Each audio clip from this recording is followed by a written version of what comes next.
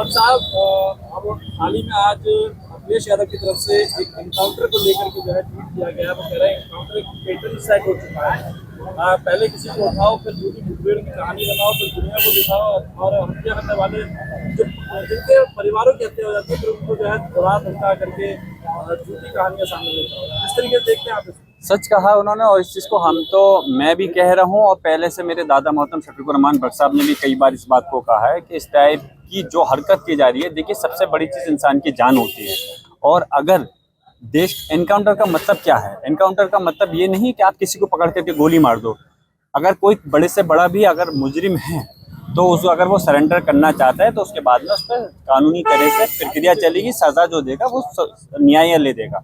लेकिन पकड़ करके किसी को मार देना ये एनकाउंटर नहीं, ये तो उसका कत्ल है, उसका मर्डर है। और इस टाइप का जो काम कर रहे हैं, चाहे उसमें अधिकारी हो या अधिकारी जिसके भी इशारे पर, मंत्री के, ये सरकार के इशारे पे काम कर रहे हैं, उनके खिलाफ हत्या का मुकदमा दर्ज होना चाहिए।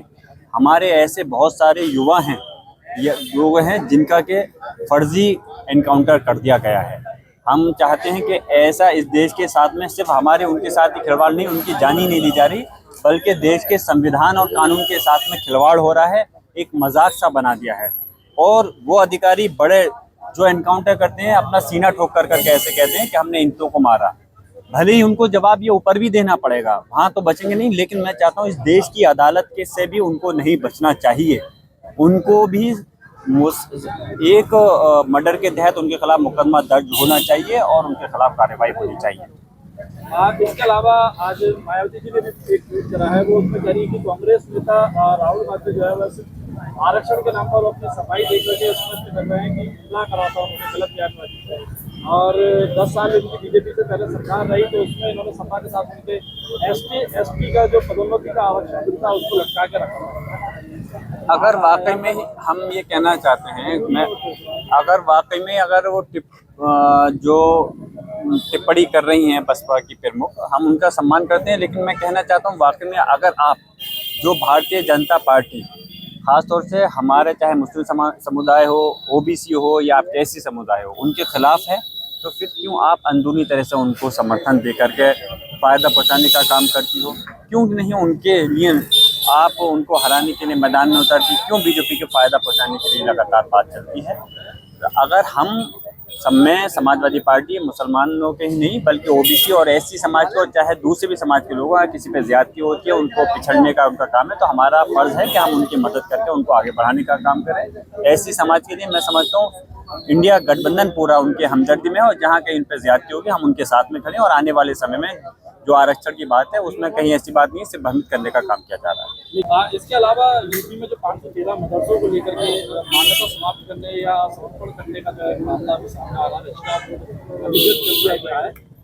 ऐसे में यूपी में आत्मसमर्पण की 4 से 5 जगहों पर ग्राउंड से कहा गया है कि उनको समर्पण करें, मदरसों को समर्पण करने की बात की। देखिए, जो मदरसे हैं वो एक शिक्षा का घर है, उसको राजनीति में नहीं घसीटना चाहिए। और बीजेपी का जो नारा आप देख रहे होंगे, अब चुनाव आया हो तो अल्पसंख्यकों के लिए रैली निकाल करके दिखाना चाहते हैं कि हम उनके हमदर्द हैं। एक तरफ वो नारा देते हैं सबका साथ सबका विकास, दूसरी तरफ वो हमारे समुदाय मुस्लिम समाज को टारगेट कर करके उनके आर्थिक, सामाजिक या शैक्षिक जो भी दायरे हैं उनको मिटाने का काम करते हैं, करने का प्रयास करते हैं।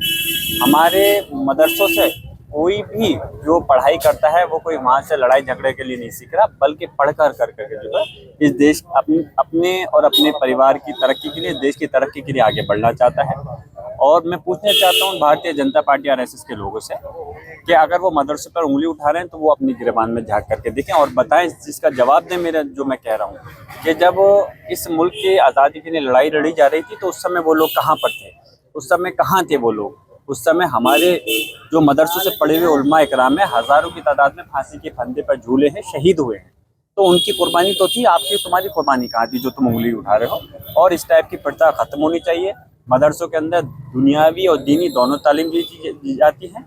और हमारा मज़हब इस्लाम ये सिखाता है कि हम जिस मुल्क में रहें हम उसकी धरती से, मिट्टी से मोहब्बत भी करें और उसके साथ में वफ़ादारी भी करें।